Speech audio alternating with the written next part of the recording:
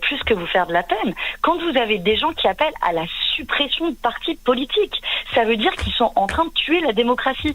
Madame Françoise, vous avez le droit de pas être d'accord avec moi. Et moi, vous voyez, je tolère tout à fait des avis différents. Et c'est nous qu'on appelle, c'est nous qu'on renomme. Enfin, je vous rappelle quand même que vous voulez supprimer C8, si vous me permettez. J'ai proposé aucune suppression d'un parti politique. Non, mais même juste d'une chaîne de télévision. Qui ont été condamnés à plusieurs reprises pour des faits d'antisémitisme, qui ont été condamnés à plusieurs reprises pour des faits de détournement d'argent. Jamais je n'ai proposé la suppression d'un parti politique.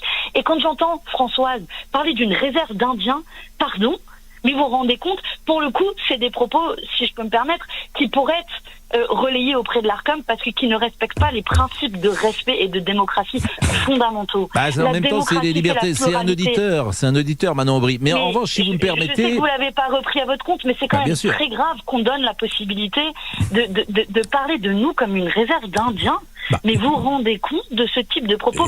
Et je passe sur le mépris de classe vis-à-vis de mon collègue Sébastien Delogu, ne sait pas lire, ne sait pas écrire, en dehors du fait que ce soit faux. Il y a des gens en France, en effet, qui ne savent pas lire et pas écrire. Mais ta gueule!